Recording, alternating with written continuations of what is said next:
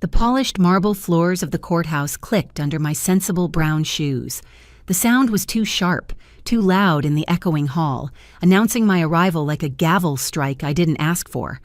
I tugged on the hem of my navy cardigan, a familiar comfort that felt suddenly inadequate, like armor with all the plates missing. At 69, I dressed for practicality, but as I walked past imposing portraits of men in dark robes, men I had known, men I had worked with, I wished, for the first time in years, that I had chosen something else, something that didn't scream invisible. Courtroom C was at the end of the hall. The heavy oak doors felt impossibly heavy, and pushing them open took more strength than I anticipated. My stomach churned, a bitter mix of anxiety and a hope I was ashamed to admit I still had. Today was Everett's divorce hearing. Maybe today, the crisis that had ripped him away from me would be the very thing that brought him back. I was wrong. The chill hit me before I was fully in the room. It wasn't the air conditioning, it was the tableau at the plaintiff's table. Giselle, my daughter-in-law. Her platinum blonde hair was sculpted into a severe, elegant chignon. Her suit was the color of cream, a stark, expensive white that probably cost more than my car. Beside her sat her mother, Harriet, a perfect older echo draped in dark silk and radiating a cold, impenetrable arrogance. They were a matched set. I tried to slip into the public gallery unnoticed, aiming for a bench in the back row. I just wanted to be a small, quiet presence, a ghost in support of my son. But Harriet's eyes, sharp and dark, found me instantly. She didn't turn away. She leaned toward her daughter, and her voice, a cultivated, theatrical whisper, carried perfectly across the room. "Well, well," she murmured, loud enough for the first 2 rows to hear. "Look what the cat dragged in." Giselle's laugh was a tiny, sharp sound like glass breaking. "Mother, please. She's probably just lost. This is a courthouse, after all. Maybe she's here for a traffic ticket." "Don't be silly, darling," Harriet replied, her gaze raking over my cardigan, my worn leather handbag. "She's clearly here for us. Some people just have no sense of when they're not wanted." My hand, resting on the back of the wooden bench, trembled. I clenched it into a fist, forcing myself to walk forward to find a seat. I would not let them chase me out. I sat down 3 rows behind them, my spine rigid, my gaze fixed on the empty judge's bench. "Someone like her," Giselle was saying now, her voice dropping to a conspiratorial hiss. "Honestly, Mother, these legal proceedings are far too complex. She won't understand a thing. She'll just be a distraction." Someone like her. The words echoed, a familiar refrain from a 7-year song of humiliation. I had been called someone like her in a dozen different ways. At restaurants, at family holidays, at my own son's engagement party. It was their code. It meant less than. It meant unworthy. It meant beneath. I smoothed the front of my cardigan, suddenly painfully aware of every worn thread. I clutched my handbag in my lap. It was 15 years old, brown leather, and perfectly functional, and in their eyes it was a damning indictment. I was here for Everett, my son, the man who hadn't returned my calls in 8 months, the man who had, with his deafening silence, made it clear that I was an embarrassment he was no longer willing to endure. But he was my son, and he was in trouble. And so I was here, sitting in a courtroom, being insulted by 2 women who had stolen him from me, piece by piece. If you're watching this video, tell me where you're from or what time it is for you. The courtroom doors opened again, and a man in a sharp suit, Mr. Prescott, approached their table. He was young, ambitious, and carried a briefcase that looked like it cost as much as my suit. He gave Giselle a practiced, sympathetic smile. Harriet, never missing an opportunity, gestured over her shoulder with a manicured-to-perfection hand, a silent point in my direction.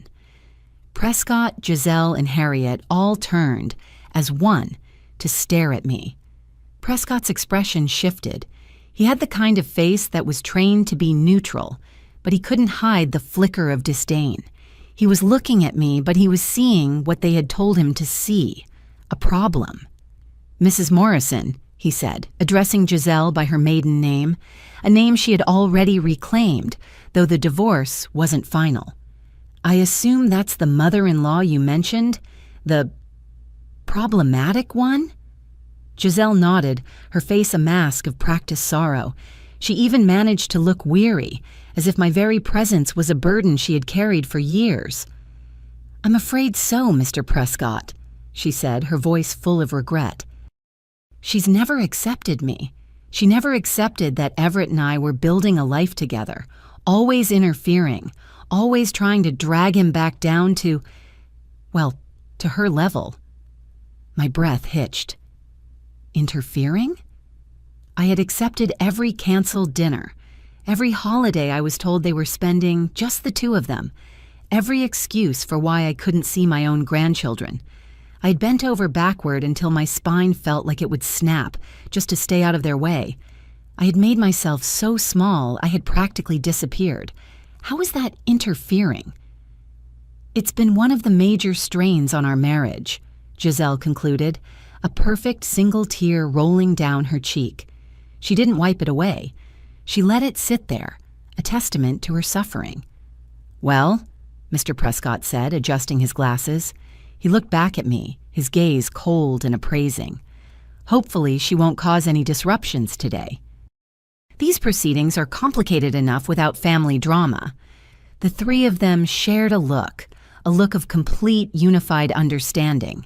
I was the drama. I was the unpredictable element. I was the cleaning lady who had wandered into the wrong room and was about to make a mess. I wanted to stand up. I wanted to shout, "I have never caused a scene in my life. I have done nothing but love him. I have done nothing but let you walk all over me."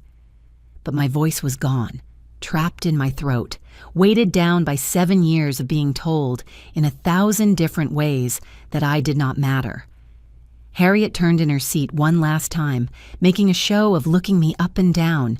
Her eyes lingered on my shoes. "Giselle, darling," she said, not bothering to whisper this time, "did you see those shoes? Payless, I'm sure. And that handbag, it really must have come from a thrift store. It's just sad."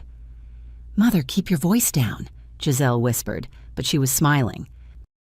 The smile didn't reach her eyes. "Though you're not wrong. I've been trying to get Everett to understand for years. His mother simply doesn't fit.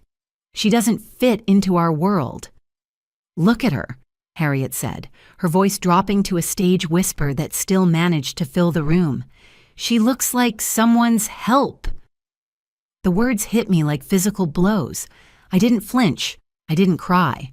I sat there, absorbing the poison, because that was what I had been trained to do. But as I sat there, smaller and more humiliated than I had felt in decades, I held on to one tiny, cold comfort. They had no idea who I was. They had never bothered to ask. In 7 years, not one of them had ever asked me a single question about my life, my past, my career. To them, I was just Everett's embarrassing, dowdy mother, a relic from a past he was trying to escape, an inconvenience to be managed, and now to be discarded. They were about to learn how wrong they were. The heavy courtroom doors swung open again, and my heart seized. Everett. He walked in, not with Mr. Prescott, but with another lawyer, a woman I didn't recognize. My son looked diminished. He was only 34, but he looked 50. His suit, though expensive, Giselle's influence, no doubt, was rumpled, as if he'd slept in it. There were dark, bruised-looking circles under his eyes. My heart ached. This was what she had done to him. This was the cost of fitting into their world. Our eyes met across the room, just for a second. I couldn't help it. I gave him a small, hopeful smile, a smile that said, "I'm here. I love you. It will be okay." He looked away, instantly, as if my gaze had physically burned him. He turned his head, his jaw tightening, and stared fixedly at the wall. The rejection was so fast, so complete, it was like a slap. "Everett, honey." Giselle's voice, suddenly bright and loving, cut through the silence. She patted the empty chair beside her. "Come sit with us. We need to discuss strategy before the judge arrives." Us. She was still pulling him into her orbit, even here, in the moments before their legal battle. Everett's shoulders slumped. He hesitated, caught between his wife's table and his lawyer's. He looked like a man being pulled in two. He took a step toward Giselle. My heart sank, even now. As he approached their table, Harriet leaned over and whispered something in his ear. Her eyes, cold and sharp, were locked on me. I saw Everett's shoulders tense. He glanced back at me, his expression unreadable. Was it embarrassment? Shame? Or just the same cold indifference he'd shown me for years? He didn't sit with Giselle, a small victory, but he didn't come to me either. He walked to his own lawyer's table and sat down, his back partially turned to me. Then he spoke. His voice was quiet, but it was aimed at me. I knew it. "I think it's best if everyone keeps this civil," he said, his words directed to the room at large, but his message clearly intended for the third row. "This is already difficult enough. Don't make waves, Mother. Don't embarrass me further. Don't be the drama." I clasped my hands in my lap, my knuckles white. I stared at the wood grain on the bench in front of me, focusing on the lines, the imperfections, anything to keep the tears from welling. The courtroom was filling up now.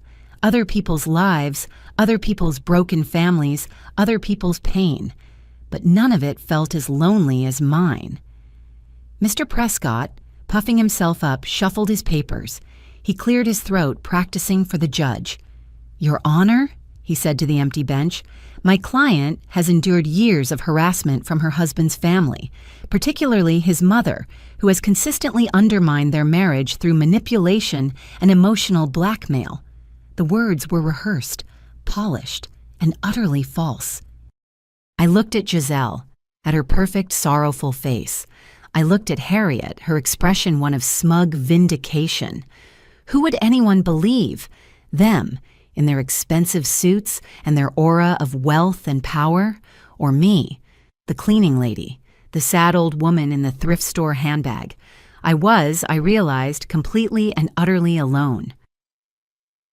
I stared at the empty judge's chair, but I wasn't seeing it. The hum of the fluorescent lights faded, and I was falling back through time, a 7-year montage of my own erasure playing out behind my eyes. Flashback 1, the first dinner. Everett, his face glowing, standing in the doorway of my small, clean apartment. "Mom, this is Giselle." She stepped inside, her eyes doing a quick, cold sweep. I saw her gaze linger on my second-hand sofa, the tiny kitchen, the framed photos of Everett's childhood. She smiled, a tight, polite freezing of her features. "It's charming," she'd said. She said it like she was describing a particularly well-behaved pet. I had made his favorite, pot roast, the one he'd always asked for after a bad day or a big success. Giselle picked at it. "I'm not really a red meat person," she'd explained, pushing a single carrot around her plate. "My family's chef mostly does sea bass." Flashback 2, the Christmas Eve insult. Their first Christmas as a married couple. They were at Harriet's estate, a massive cold stone mansion. I had driven 2 hours to be there, a small, brightly wrapped gift for Everett in my purse. I stood awkwardly in the grand foyer, feeling like a sparrow in an eagle's nest. Harriet had glided over, a glass of champagne in her hand. "Judith," she'd said, her smile like a razor, "you look lost. The kitchen is through that door." She gestured with her glass. "I'm sure the staff wouldn't mind an extra pair of hands. You'd be more comfortable there." I looked for Everett. He was across the room, laughing with Giselle's brothers, a glass of scotch in his hand. He hadn't heard, or he'd pretended not to. Flashback 3, the engagement party lie. A ballroom. 75 of their closest friends. I wore my one good dress, a simple navy sheath. I was seated at a table in the back near the service door. I overheard one of Giselle's aunts, a woman dripping in diamonds, ask Harriet, "He's lovely, Giselle. Where did you find him?" Harriet's laugh was smooth. "Oh, Everett is entirely self-made. Started with absolutely nothing, you know. A complete transformation. It's quite inspiring." Started with nothing. As if the first 25 years of his life, the years I had raised him, alone, after his father left, were a void. As if the sacrifices I'd made, the double shifts, the law school I'd put myself through at night while he slept, as if none of it had ever happened. He was a transformation, and I was the nothing he'd been transformed from. Flashback 4. The wedding shakedown. A fancy restaurant. Giselle, Harriet, and me. They were including me in the wedding planning. Harriet had explained, traditionally Judith, the groom's family, contributes to the wedding. Flowers, music, that sort of thing. Of course, I'd said, my heart sinking. I was on a fixed pension. We thought, Giselle said, smiling sweetly, that $15,000 would be a comfortable contribution for your side. $15,000. It was more than my entire savings. I'll have to see what I can do, I'd stammered. The temperature in the room dropped 20 degrees. Giselle's smile never wavered, but her eyes went flat. Of course. Take all the time you need. The phone calls from Everett became less frequent after that. Flashback 5. The wedding photo. The day itself. I was in the third row. "Family photos," the photographer, a high-strung man with a clipboard, had shouted. I stood up, ready to join my son. The photographer put a hand on my arm. "Ma'am, we're doing immediate family right now. The bride and groom, their parents. If you could just step to the side." I stepped aside. I watched as they posed, Everett and Giselle. Everett, Giselle, Harriet, and her husband. Everett, Giselle, and her siblings.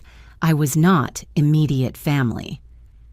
Flashback 6. The final cut. The end of the reception. Everett and Giselle leaving for their honeymoon. I went to hug my son, to tell him I loved him. He stiffened. He didn't hug me back. He put his hands on my shoulders, holding me at arm's length. "Mom," he'd said, his voice strained. He wouldn't meet my eyes. It's all been very stressful. For Giselle. I just want you to be happy," I whispered. "I know," he said, "but I think we need some distance, just for a while, for Giselle to adjust. She needs to feel secure, without me." I had given him the distance. I had given him 7 years of it. 7 years of silence, of birthdays missed, of grandchildren I only knew from blurry photos on social media. And now, here I was, waiting for a judge to formalize the end of a marriage I had never been allowed to be a part of. "All rise!" the bailiff's voice boomed, shattering the memory. "The Honorable Judge Holloway presiding." I stood up, my knees shaking. I forced myself back to the present. I was done being invisible. I was done being erased. We all stood, a room full of strained silence and false respect. Judge Holloway entered, his black robes flowing. He was a man in his late 50s with graying temples and the kind of measured, no-nonsense face that I had always respected. I knew him, not personally, but by reputation. We had run in the same circles for decades, though my circle had been, by design, several tiers higher. He settled into his chair, opened the case file, and put on a pair of reading glasses. "Good morning," he began, his voice the epitome of judicial calm. "We are here for the divorce proceedings of Everett Morrison versus Giselle Morrison. Case number 34B. He paused, his eyes scanning the room. It was a standard judicial move. Get the lay of the land, see who the players are. His gaze swept past Giselle's table, past Everett and his lawyer. His eyes moved to the gallery, a practiced, impersonal sweep, and then they landed on me. His expression didn't change. For 1 second, 2. Then it happened. It wasn't a gasp, it was a hitch, a sudden sharp intake of breath. His hand, which had been reaching for a glass of water, froze in midair. His eyes widened just slightly, but in the silent courtroom, it was a seismic event. The professional mask, the judicial composure I knew so well, cracked. It shattered. Underneath was pure, unadulterated shock. He knew me. He looked down at his papers, as if to confirm the names. Morrison. He looked back up at me, his gaze now locked onto mine, a silent, frantic question in his eyes. The silence in the courtroom stretched, becoming taut and heavy. Giselle and Harriet, sensing a shift, glanced back at me, annoyed by the delay. Mr. Prescott looked up from his notes, confused. Judge Holloway, a man I knew to be unflappable, looked flapped. He cleared his throat. He took off his glasses. He put them back on. Finally, he spoke, and his voice, no longer the calm, impersonal instrument of the law, was filled with stunned disbelief. Chief Justice Judith, he said it. He said my title. What are you doing here? The silence that followed was absolute. It was a black hole sucking all air and sound out of the room. Every head, Giselle's, Harriet's, Mr. Prescott's, Everett's new lawyer, every stranger in the gallery, snapped around, their gazes zeroing in on me. The cleaning lady, the sad old woman, the problematic mother-in-law. Giselle's perfectly lipsticked mouth fell open, not in a small, polite way. It just dropped. Harriet's face was a rapid, horrifying kaleidoscope of confusion, then realization, then a pale, sickly terror. Mr. Prescott's pen clattered from his limp fingers onto the polished table, but it was Everett's face that broke my heart. He stared at me, not with confusion, but with a profound, dawning, agonizing shame, as if he was seeing me, really seeing me, for the first time in his adult life. And he didn't like what that reflection said about him. He hadn't known. He hadn't known his own mother's profession. Chief Justice Judith. The title hung in the air, a bomb that had just detonated. My legs felt steady, even if my heart was hammering against my ribs. I rose from the bench, drawing on a lifetime of courtroom decorum. The dignity I had been denied for 7 years returned to me as easily as breathing. I was no longer the help. I was no longer the embarrassing mother. I was the Chief Justice. I'm here as Everett Morrison's mother, Your Honor, I said. My voice was quiet, but it was clear, and it carried to every corner of the room. This is a family matter. The ripple effect was immediate, devastating. Chief Justice, Giselle whispered, her voice a strangled squeak. She turned to Harriet, her face as pale as her cream-colored suit. Mother, what is he talking about? Harriet wasn't listening. She was gripping the edge of the table, her knuckles white, her eyes wide with a dawning, frantic understanding. She knew, she knew exactly what was happening.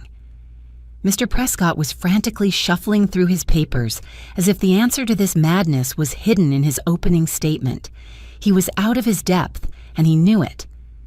Judge Holloway, regaining his composure, slowly removed his glasses. He began cleaning them with a cloth, a deliberate, slow gesture. I recognized the move. It was a stalling tactic, buying time to process, buying time to let the new reality sink in. He put his glasses back on and looked, not at me, but at the stunned faces at the plaintiff's table. Giselle Morrison, he said, his voice now clipped and formal. Your mother-in-law is Chief Justice Judith. She served on the state Supreme Court for 22 years. He paused, letting the weight of each word land. She was the Chief Justice, the head of the entire state judiciary, for the final 8 years of her tenure. Before her retirement, she is, without question, one of the most respected jurists in this state's history. The color drained from Giselle's face. She looked like she was going to be sick. Harriet made a small, choking sound. Judge Holloway turned his gaze to my son. "Everett Morrison," he said, and his voice was cold. "Were you aware of your mother's professional background when these proceedings were filed?" Everett's mouth opened, closed. No sound came out. "No, Your Honor," he stammered, his face burning with a shame so deep it was painful to watch. "That is, we didn't really discuss—" He couldn't finish. He didn't have to. The truth was stark, naked, and ugly for the whole room to see. My son, in his desperate, blind climb to fit into his wife's world, had been so thoroughly convinced of my irrelevance that he didn't even know what I did for a living. The woman who had raised him, who had worked 2 jobs to put him through college, who had sacrificed everything for his success.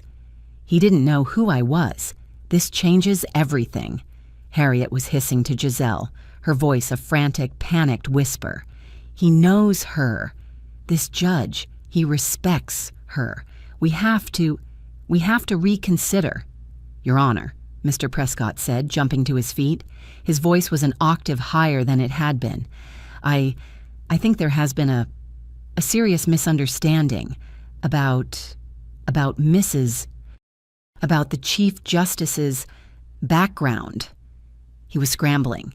"Perhaps could we take a brief recess to clarify?" "No," Judge Holloway said. His voice was flat, final. "We will not." He looked at Prescott. He looked at Giselle. He looked at Harriet, and the look he gave them was devoid of all sympathy. "We will continue as scheduled. However," he added, his gaze sweeping the room, "I think it's important that all parties understand the gravity of these proceedings and conduct themselves accordingly." The message was clear. The games were over. The whispers, the insults, the casual, cruel dismissals, the assumption that they could treat me as less than human because I was powerless. It was all over. As Judge Holloway organized his papers, I watched the panic at the other table. It was a cold, quiet satisfaction, but it was more than that. It wasn't just that they had insulted the wrong person. It wasn't just a case of mistaken identity. My mind, sharp and analytical, was connecting dots that had been floating for years. Giselle, Harriet. The way Harriet's eyes had widened in recognition, not just of my title, but of me. The way she had whispered, "This changes everything." It wasn't just what I was, it was who I was. Wallingford. That was Harriet's maiden name. I'd seen it once on a wedding invitation, a name I hadn't thought about in over 2 decades. Wallingford. My mind flashed back. A sweltering August courtroom, 23 years ago. I wasn't the Chief Justice then. I was a young, new, hungry circuit court judge. And standing in my courtroom, arrogant, dismissive, and dripping with contempt, was a man named Harrison Wallingford. He was a real estate baron, a man who thought his wealth and connections made him untouchable. He was on trial for fraud, bribery, and racketeering. He had tried to bribe me. He had sent emissaries. He had sent expensive, unwanted gifts to my chambers. He had even approached me in the hallway, his voice a smooth, threatening purr. "Judge," he'd said, "a smart woman like you knows that flexibility is the key to a long career." I had not been flexible. I had documented every attempt. I had reported every offer. And when the evidence was presented, I had followed the law to the letter. I sent Harrison Wallingford, Giselle's grandfather, Harriet's father, to federal prison for 12 years. The conviction had made my career. It established me as a judge who couldn't be bought, couldn't be intimidated, and it had made me an enemy. The Wallingford family had fought me for years. They filed appeals, lodged complaints, and funded campaigns against my retention on the bench. They had tried and failed to destroy me, and then they had disappeared. Or so I'd thought. I looked at Giselle. I looked at Harriet, and I knew, with a bone-deep, chilling certainty, what this was. This wasn't an accident. This wasn't a random, unfortunate marriage. Everett hadn't just met Giselle. Giselle had found him. The 7-year erasure, the isolation, the humiliation, the systematic destruction of my relationship with my son. It wasn't just class warfare.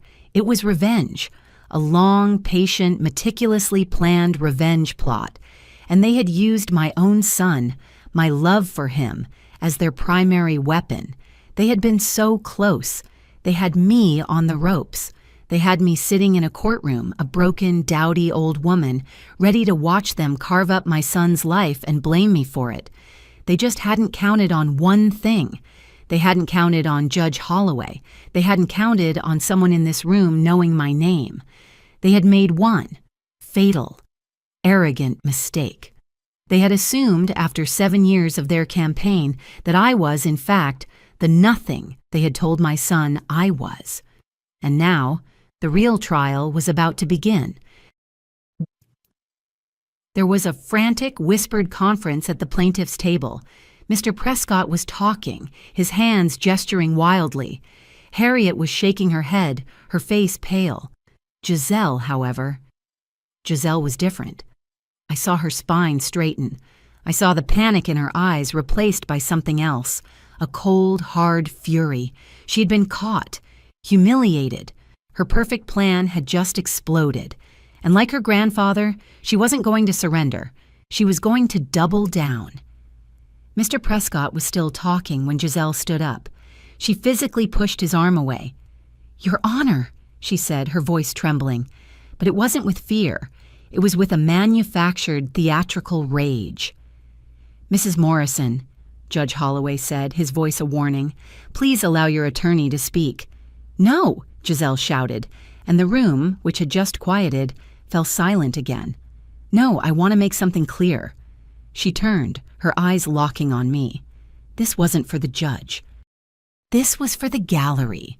This was for Everett. "This," she said, jabbing a finger in my direction. "This is exactly what I'm talking about." Mr. Prescott looked like he wanted to die.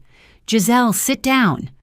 "This is the outside influence I have been dealing with for 7 years," she cried, and now the tears were coming. Real, hot, angry tears. "She is a Chief Justice. She is powerful, and she has used that power every single day to undermine my marriage." I just stared. The audacity. It was breathtaking. She never approved of me," Giselle sobbed, turning back to the judge. "She thought I wasn't, I don't know, smart enough for her son. She has been interfering, pulling strings, trying to turn Everett against me from the day we met." Everett's lawyer, the woman I didn't know, was on her feet. "Objection! Your Honor, it's not relevant. It's slanderous." "Sustained," Judge Holloway said, his voice like ice. "Mrs. Morrison, you will sit down. Now." But Giselle wasn't done. She had one last card to play. "She's a manipulative, controlling woman, Your Honor," she screamed. "And the fact that she's a judge just proves it. She thinks she's above everyone. She thinks she can control this courtroom, just like she tried to control my life. This is what I've been living with." The performance was brilliant.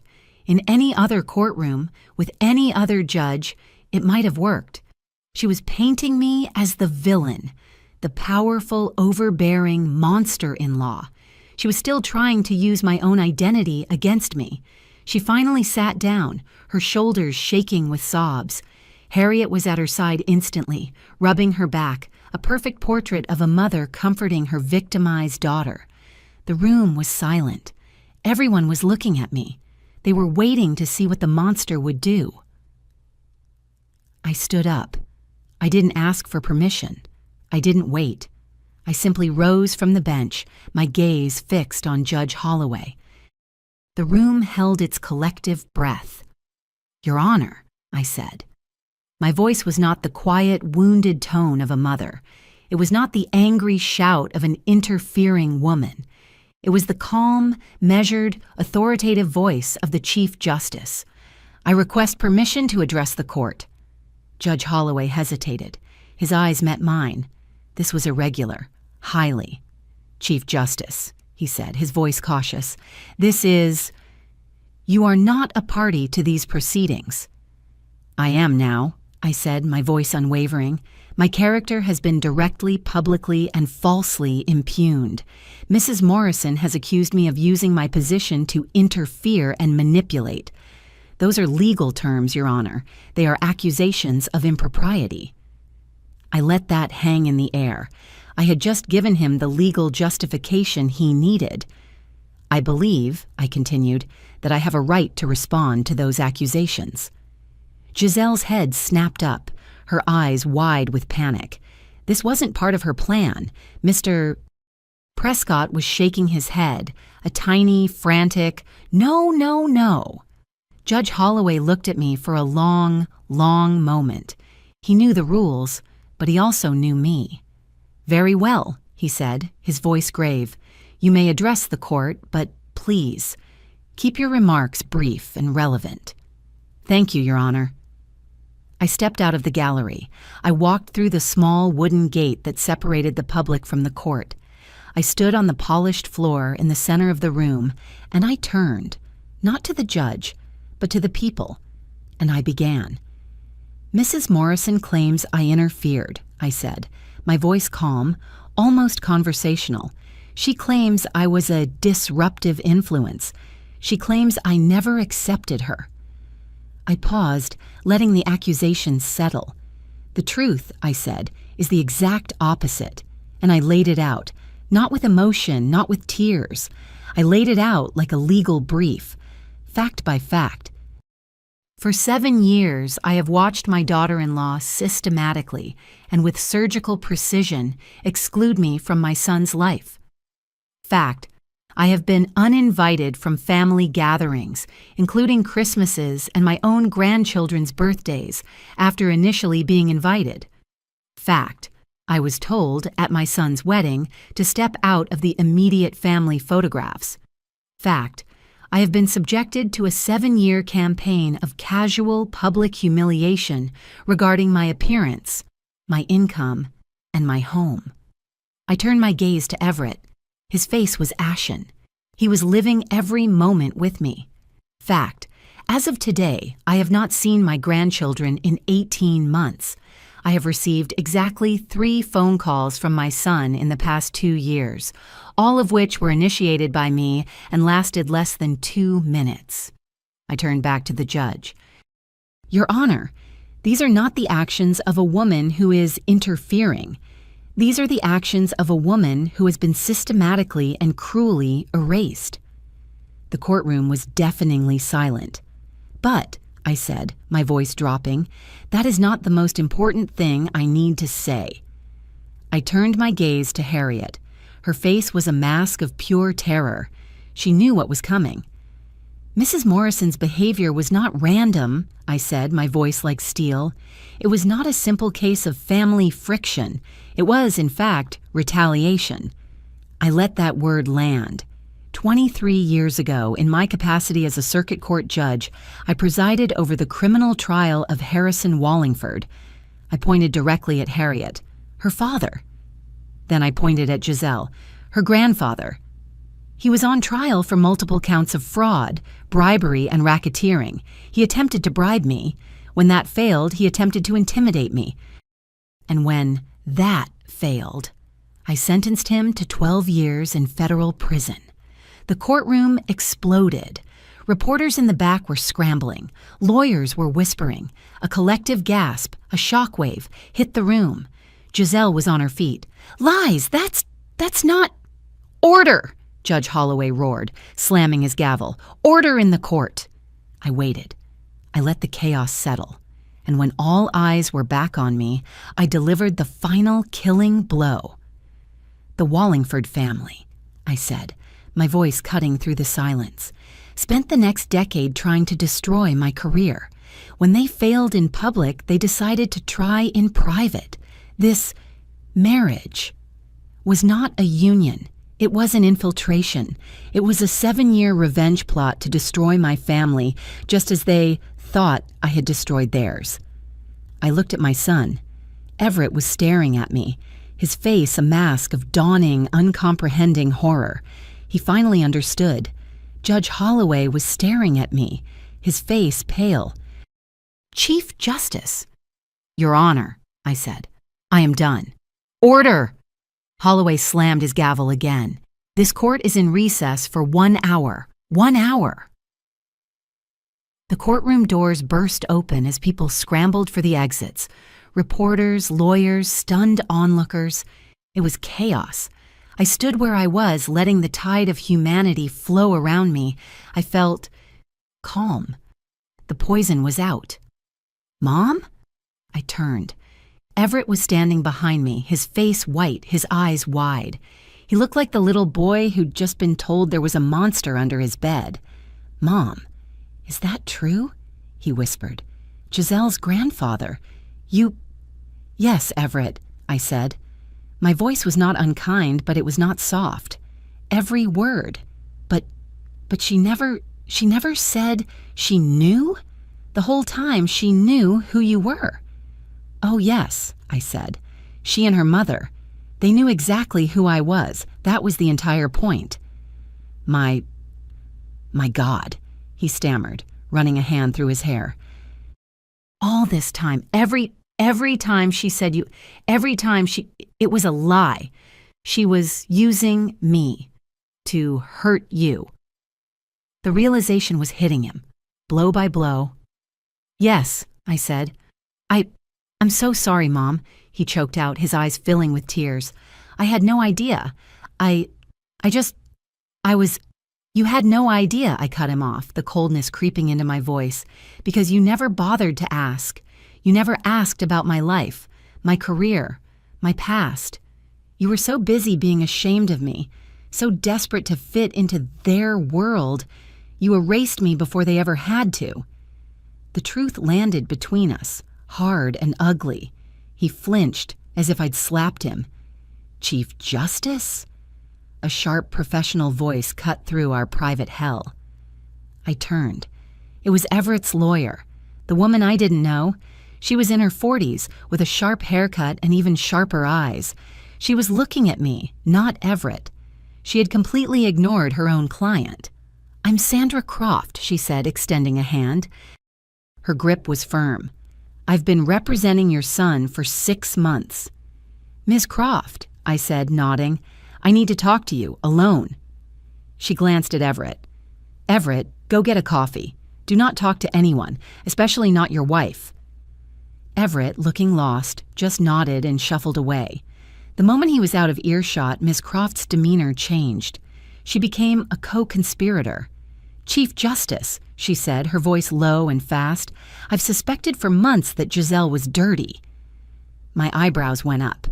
"She's been fighting me on financial discovery," Croft continued, pulling a slim file from her briefcase, "blocking accounts, claiming things were family trusts, premarital. It all felt wrong. Everett," she snorted, "he wouldn't let me push. He kept saying she was just bad with money and he didn't want to make things uglier." She looked at me with the weary exasperation of one professional woman recognizing a fool. "He's a fool," I said. "He's a fool," she agreed. "But he doesn't deserve this. After what you just said, the revenge plot, this will make sense." She handed me the file. "I've been doing my own digging, off the books. I hired a forensic accountant 2 weeks ago on my own dime. I was going to bill Everett for it when I had proof, whether he liked it or not." I opened the file. My eyes scanned the first page. "He just got the report this morning," she said. "Giselle hasn't just been hiding assets. She's been stealing them." My blood went cold. "She's been systematically embezzling from his business," Croft said, tapping the paper. "Wire transfers to an offshore account, forged signatures on checks, shell companies." I looked at the number at the bottom of the summary. $430,000, I whispered. "As of last week," Croft said, her face grim. "She's been bleeding him dry for 3 years, right under his nose." I looked at the bank records, the dates, the signatures. It was all there. It was clean. It was irrefutable. This wasn't just a divorce. This was a criminal case. "This is the silver bullet," I said, my voice shaking just slightly with a cold, righteous fury. I know, Sandra Croft said. I was going to use it to hammer her on the settlement. But now, after what you said, this isn't just theft. It's part of the revenge. Yes, I said, closing the file. It is. What do we do? She asked. It wasn't a question from a lawyer to a client's mother. It was a question from one warrior to another. You, I said, handing the file back to her, are going to make a copy of this. You are going to give the original back to me, and then you are going to let me handle Mr. Prescott. A slow, wolfish grin spread across Sandra Croft's face. It's an honor, Chief Justice. I found Prescott in a small, windowless conference room, a legal crying room. He was on the phone, his voice frantic. I don't care what he said. You find a way to move for a recusal. I have to go. He hung up as I entered, his face pale and slick with sweat. Mr. Prescott, I said, closing the door behind me. Chief Justice, he said, trying to regain some semblance of dignity. He gestured to a chair. Please. I didn't sit. I'm not here to negotiate, Mr. Prescott. I'm here to inform you of the terms of your client's surrender. His mouth opened. Now, see here. My client is entitled...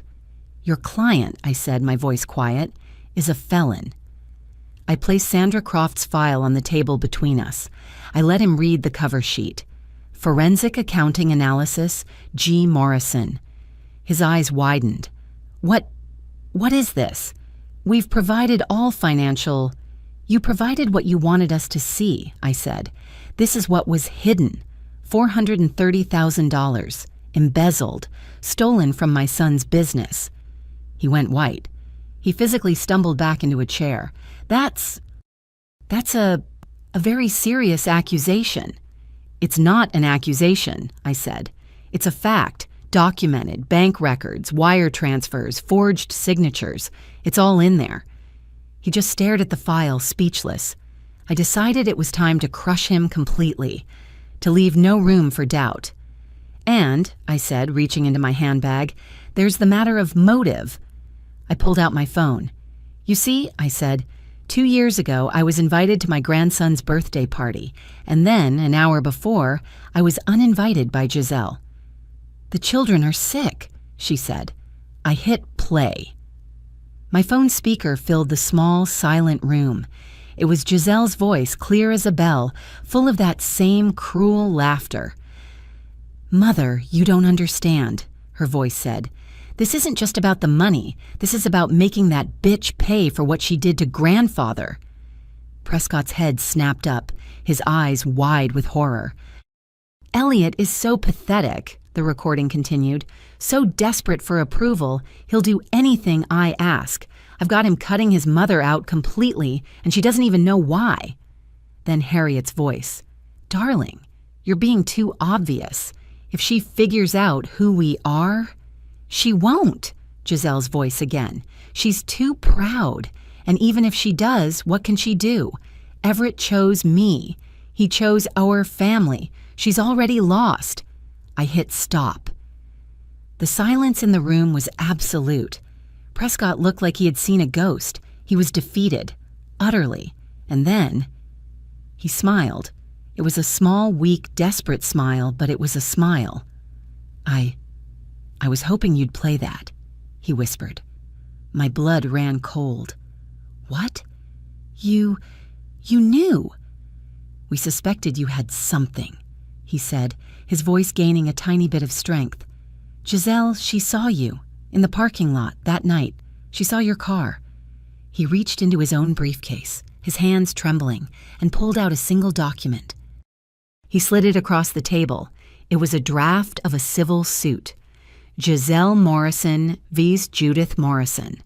For stalking, for harassment, for intentional infliction of emotional distress. She's been telling her therapist for 2 years, Prescott said, his voice gaining confidence, about her unstable mother-in-law, about how you follow her, how you won't leave her alone, how she's afraid of you. He tapped the document. This recording, it's perfect. It's proof. Proof that you were there, hiding, taping her, stalking her. I was stunned. They had known. They had planned for this. They had twisted my one piece of perfect evidence into a weapon against me. "If you use that recording," Prescott said, his eyes gleaming with a desperate, newfound hope, "we file this immediately. It will be your word, the obsessed mother-in-law against hers, the terrified young mother." He leaned forward. "This case, this divorce, it will be tied up in civil court for years. Your reputation, Chief Justice, dragged through the mud. By the time it's over, it won't matter who was right. Everyone will just remember the scandal, my leverage, my perfect damning proof of motive. It was gone. It was a trap." I looked at the phone in my hand. Then I looked at the file on the table. He had just made a fatal mistake. He thought the recording was my only weapon. He had forgotten about the money. I took a slow breath. I let the silence stretch.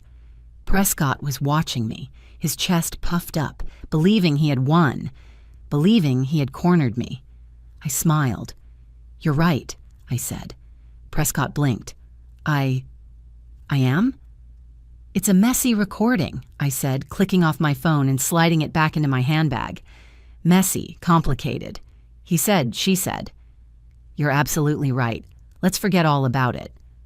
I casually pushed the stalking complaint back toward him. A fascinating piece of fiction. "Your client has a real talent." Prescott's smile faltered. He was confused. This wasn't how I was supposed to react. I tapped the file from Sandra Croft. The other file. The one he had forgotten about. "Let's talk about the $430,000, I said, my voice bright and clear. His face fell. "You see, Mr. Prescott," I said, this isn't messy. This isn't he said, she said. This is clean. This is, well, it's beautiful." I pulled out a single sheet, a wire transfer to a bank in the Cayman Islands, signed with a very good but not perfect forgery of Everett's signature. "This," I said, "is bank fraud. This is embezzlement. This is a criminal referral to the district attorney's office. An office, I might add, that is currently run by a lovely woman who used to be my top clerk." Prescott's pale face went a shade paler. "The recording? That's a civil matter. It's a scandal," I said, using his own word. This is a crime. This is prison time." I leaned forward, my voice dropping. "You've lost the motive. You've lost the why. But I don't need the why anymore. The Wallingford family history, Judge Holloway's reaction. The DA will have all the motive she needs to pursue this. Your client won't just be embarrassed. She will be indicted." I slid a second, much shorter document across the table. It was a single page, a handwritten confession and settlement agreement. I had drafted it in the hallway. "So here are the new terms," I said. "Your client will go back into that courtroom and she will confess. She will confess to the 7-year campaign of manipulation and isolation. She will confess to the motive, the revenge. She will do this not because I can prove it, but because you are going to tell her to." "Why would I?" "Because," I interrupted, "she will also confess to the embezzlement. She will agree to full, immediate restitution of every penny. She will sign over primary custody of my grandchildren to my son. She will walk away from this marriage with nothing but the designer clothes on her back." That's insane," he stammered. "She'll never—" "And in exchange," I said, "my son will agree not to press criminal charges." I stood up. "It's that simple, Mr. Prescott. She can lose her reputation or she can lose her freedom. Your choice." He looked at the file. He looked at the settlement agreement. He was trapped. The stalking for harassment bluff was a good move, but it was no match for cold, hard, documented bank fraud. He had played chess. I was playing poker, and I had the winning hand. "You have," I said, "until court reconvenes. 10 minutes." I walked to the door. "Oh, and Mr. Prescott," I said, turning back. "You tell your client the help just cleaned her out." When court reconvened, the air was different. The chaotic, buzzing energy was gone, replaced by a thick, heavy, funereal silence. There was one notable absence. Harriet was gone. She had not returned from the recess. Like the rat she was, she had abandoned the sinking ship. Giselle was back. She sat at the plaintiff's table, but she was a different person. The fire was gone. The righteous anger, the theatrical tears, all gone. She was hollow. A beautiful, expensive, empty shell. Her perfect chignon had a few loose strands. Her cream suit looked like a shroud. Mr. Prescott stood up. His movements were slow, his shoulders slumped in defeat. "Your Honor," he said, his voice barely a whisper, My client would like to make a statement to the court." Judge Holloway nodded, his face grim. He knew, on some level, that a deal had been struck. "Very well, Mrs. Morrison. You may proceed." Giselle stood. She looked like she was being held up by invisible strings. Her hands trembled as she gripped a single piece of paper. The confession I had written. She began to read, her voice a dead, flat monotone. "Your Honor, I need to make some corrections to my earlier statements." She swallowed hard, a painful gulping sound. I was not truthful about my relationship with my mother-in-law." She paused, and I could see her fighting not to break. "Chief Justice Judith, she never interfered in my marriage," she read. "She never tried to manipulate my husband or turn him against me." The words seemed to physically pain her. Each admission was an act of self-destruction. "In fact," she continued, her voice cracking, "it was I who systematically excluded her from our family. It was I who manipulated my husband into choosing between his wife and his mother. I used my children as weapons to keep her away." The courtroom was absolutely, perfectly still. Even the court reporter had stopped typing, her fingers hovering over the keys, her eyes wide. "I did these things." Giselle's voice was barely a whisper now, not because of any wrongdoing on her part, but because of a family grudge, a grudge that had nothing to do with Everett or our marriage. She had confessed to the motive, the revenge. Everett, sitting at his table, let out a sound, a small, wounded animal sound. It was the final, agonizing confirmation of the betrayal. "Furthermore," Giselle went on, her eyes closing, as if she couldn't bear to see the room, I have been stealing money from my husband's business accounts." A collective, sharp intake of breath from the gallery. I looked at Everett. He had known about the revenge. He had just learned about the theft. His face went white, a sickly pale gray.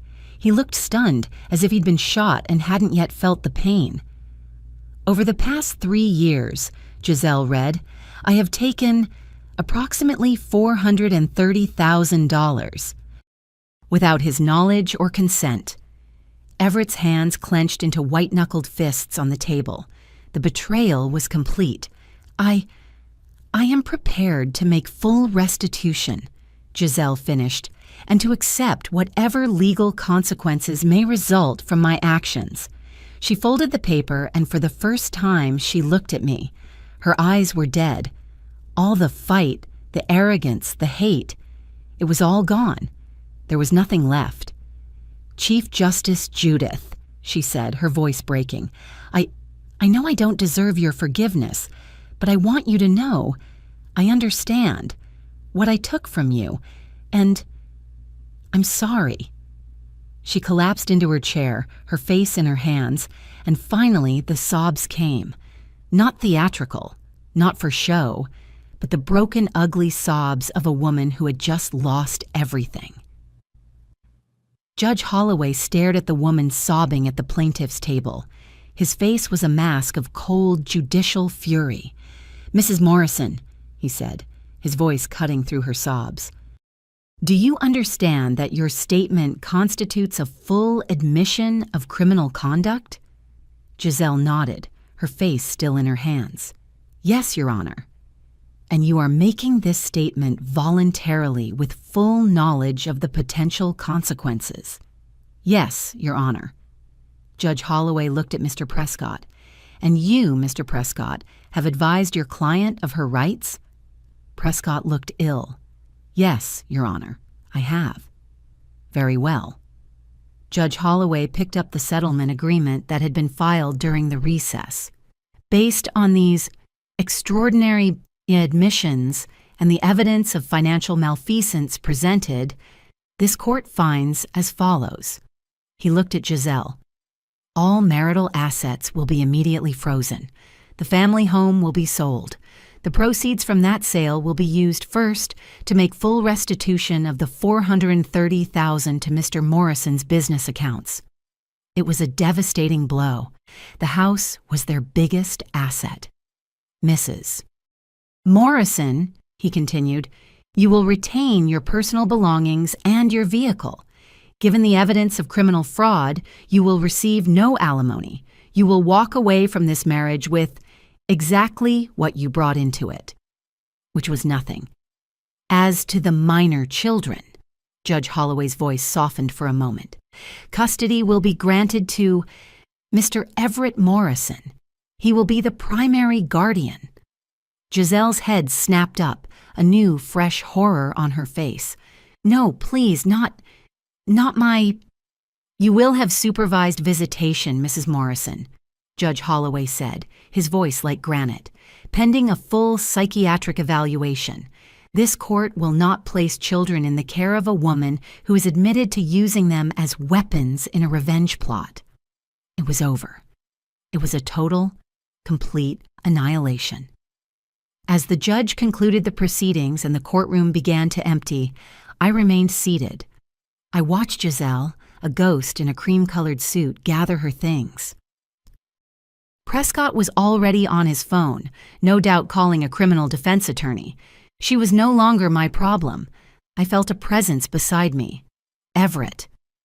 He sat down on the gallery bench, not too close, but near.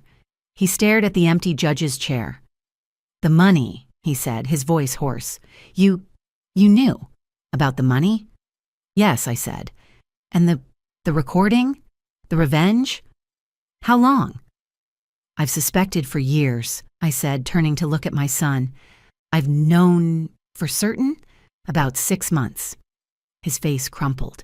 6 months? He whispered, his voice breaking. Mom, why? Why didn't you tell me? Why didn't you show me? I stood up, my old joints protesting the long, hard day. I looked down at my son, this broken man who I had raised, who I had lost, who I was only just finding again. Because Everett, I said, and my voice was softer now, full of a pain that had nothing to do with courtrooms, you wouldn't have believed me. He looked up at me, his eyes full of tears, and I saw the horrifying, dawning realization that I was right. Even 6 months ago, I said, if I had come to you, the problematic mother, and I had played that recording, who would you have believed? Me? Or the wife you had chosen over me for 7 years? He had no answer. He just shook his head, a silent, devastated no. You had to see it for yourself, I said. You had to see who she really was. You had to watch her stand up in a court of law and try to destroy me. I lost 7 years, he whispered, his voice thick with a grief that matched my own. Yes, I said, putting a hand on his shoulder. We both did.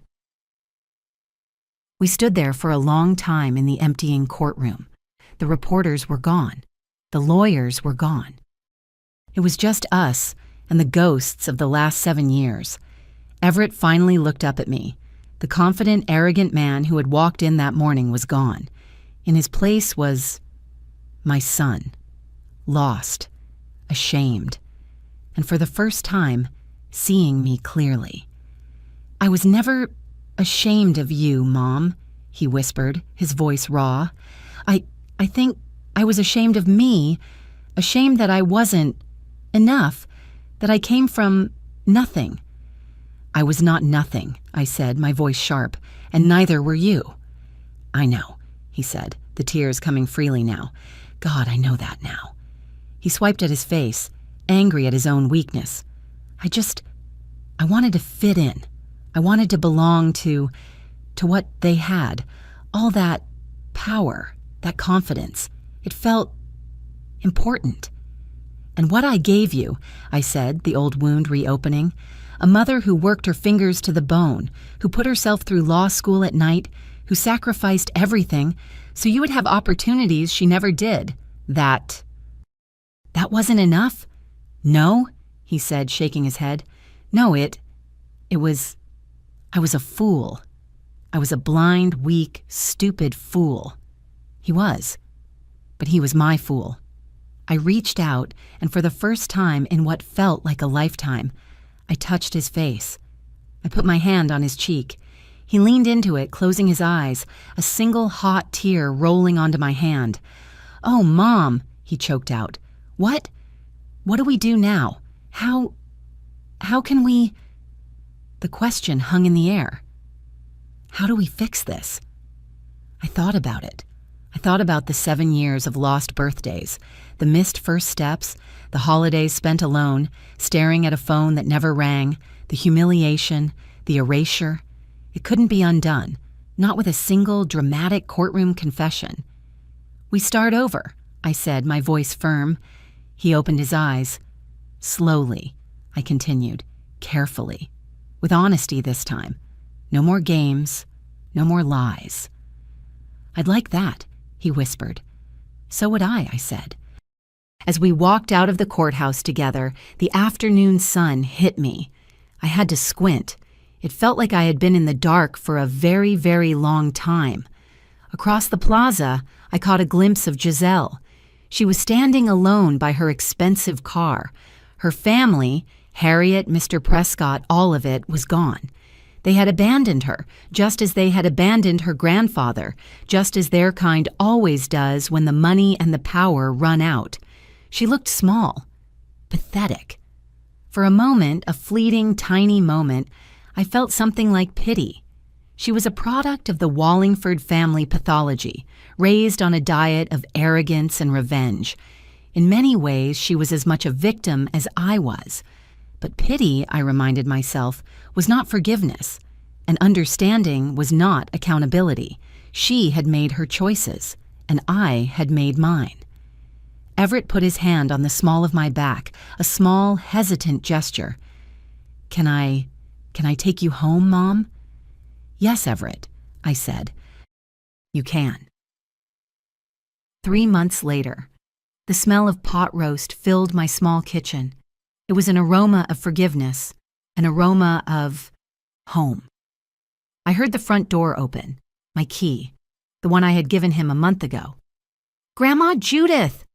A small blonde torpedo shot past the doorway and wrapped itself around my legs.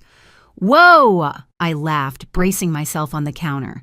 Hello, Mason, you're gonna knock me over! I scooped up my 5-year-old grandson, his hair smelling like outside and apple juice. My heart ached with the sheer physical joy of it, all the time I had missed.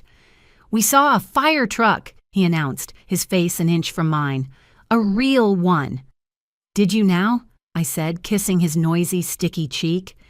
Everett appeared in the doorway. He was smiling, a real, tired but real smile. He was holding his 8-year-old daughter, Eliza's, hand.